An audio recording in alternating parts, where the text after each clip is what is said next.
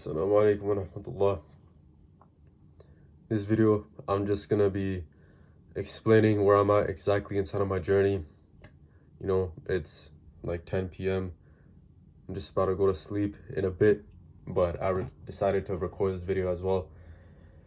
I don't know why, because I just started to realize a bit more of the importance of building a personal brand. You know, like I was just thinking about it. I was watching a video today, and you know, like all these very high network type individuals that you see online, you know, like they're all connected together. You know, I'm not talking about like inside of the Kufara or whatever.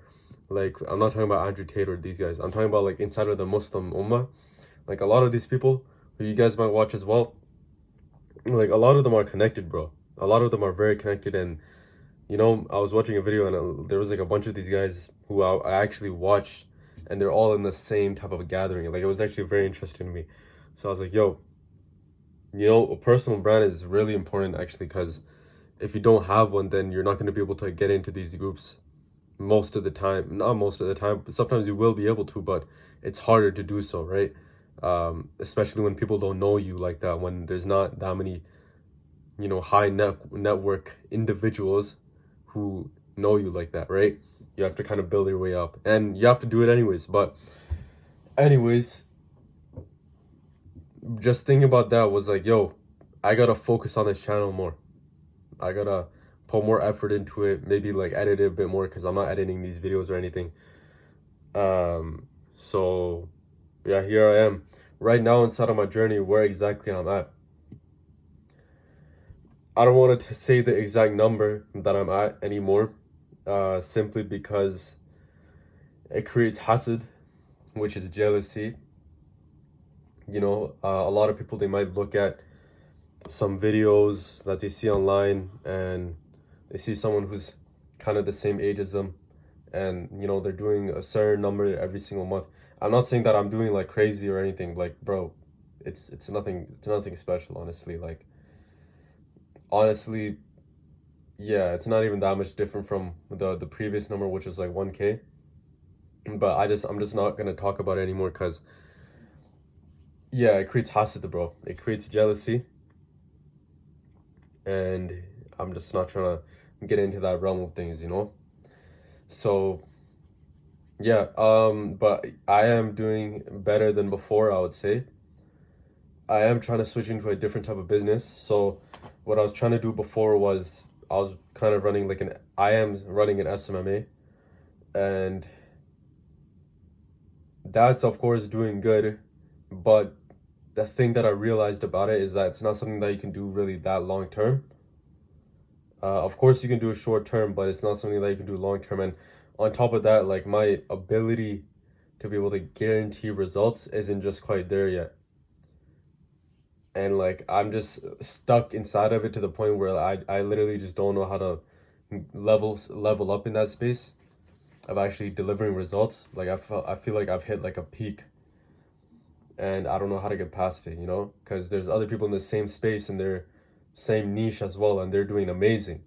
They're doing like I'm doing good as well, of course, but these guys are doing amazing, right? Like they're somehow accomplishing these specific numbers for their clients, and I don't know, man. It's just that's one of the reasons, and then the other reason is that it's not something that is really that long term, and it requires a lot more effort from your end, you know.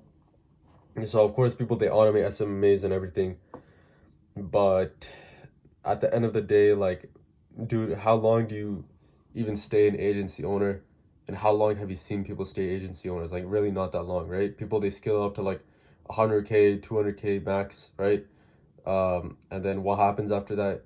You know, they keep it for a year, 2 years, maybe 3 years at max, and then they switch over to something else.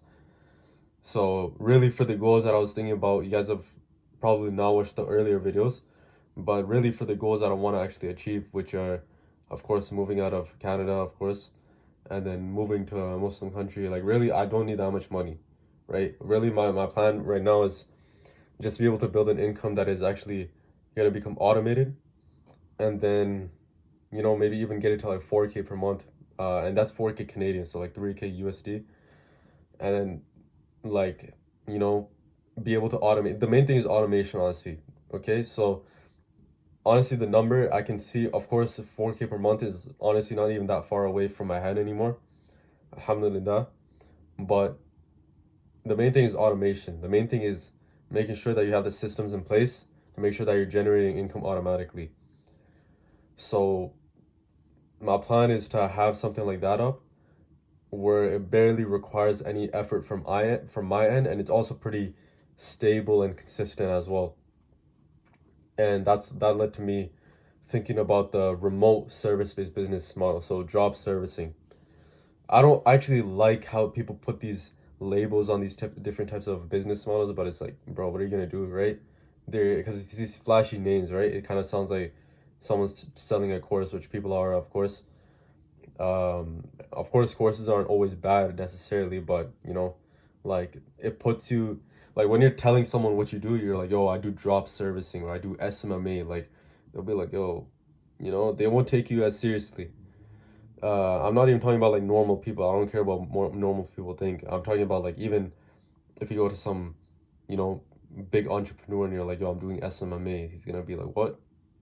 Like he's gonna be like, yo, of course he's gonna be like, yeah, like keep doing what you're doing, but like if you just framed it differently, you know, it would be better. Like if you instead of saying SMMA, you're like, yo, I have a marketing agency, or like I have a marketing growth partnership program type thing with, you know, car detailing shops or whatever. Like that sounds more better. That sounds fancier. That sounds more professional. But anyways, I don't mean to get too off track. But yeah, like that led to me thinking about the remote service-based business model. So you essentially operate a service-based business remotely. What I'm thinking about doing is starting a cleaning business remotely. Not even where I am right now, but actually in the States, because their dollar is stronger than mine. And I wouldn't really even need that many clients actually to actually get to that number that I was thinking to myself, like 4K Canadian every single month consistently, you know.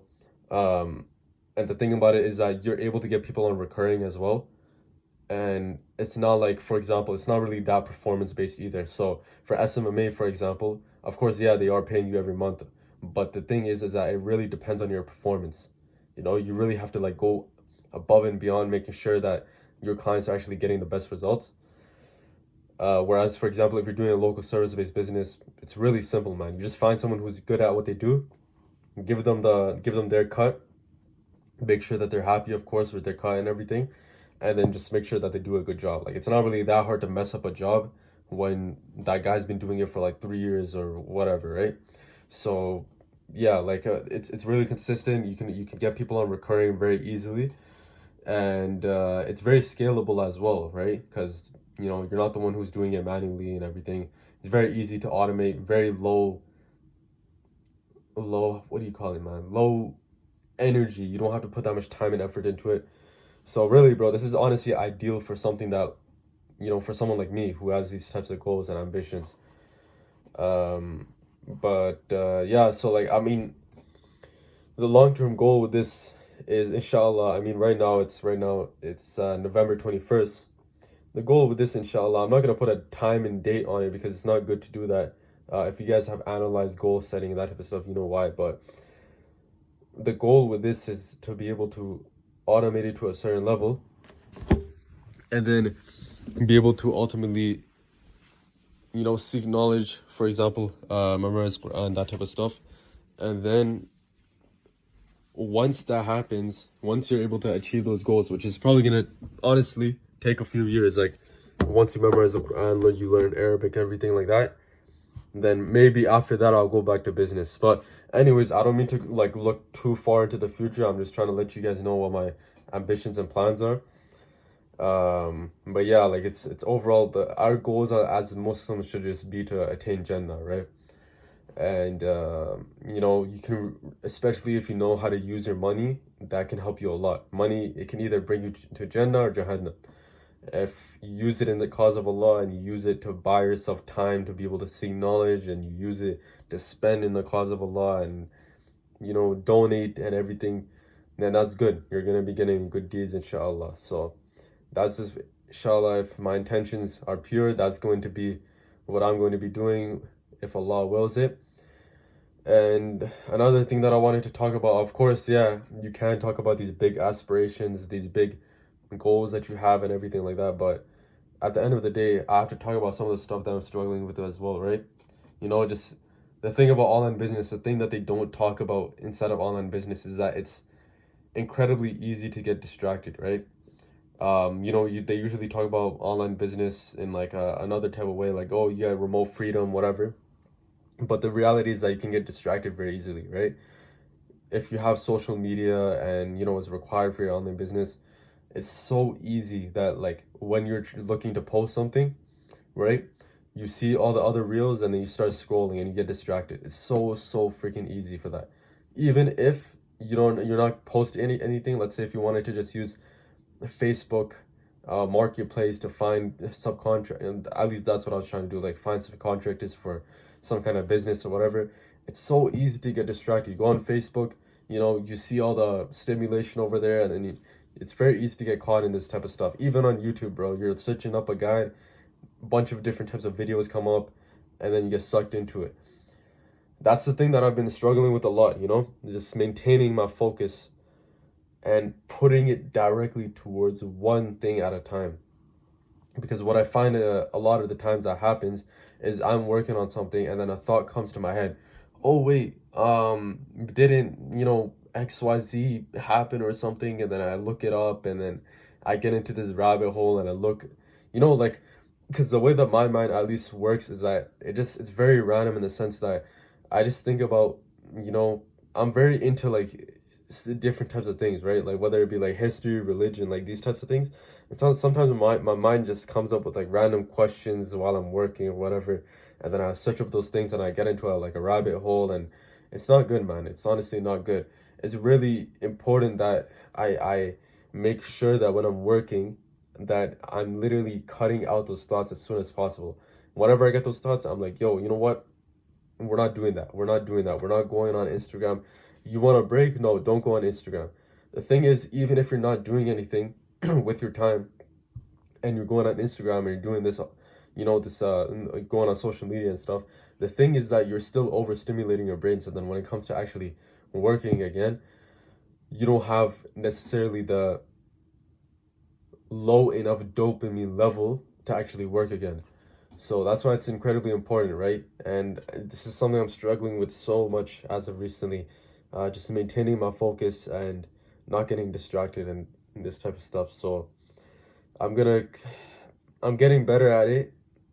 I think I'm getting better at this because I've gotten a lot more aware about it. Before, a couple of months back, I wasn't even aware about this, but now I'm more aware about it. So inshallah, I think bi'idhnillahi ta'ala, I will be able to cut these distractions out. But yeah, that's really all I have to say about that. And let's see, I had something else I wanted to say as well. But yeah, I had something else important that I wanted to say, but I forgot about it. With that being said, I'm gonna end the video over there. Like the video, join the Discord, subscribe. You know, if you got any questions, DM me, follow me on Instagram, and I'll see you guys in the next video. Assalamu alaikum wa rahmatullahi wa barakatuh.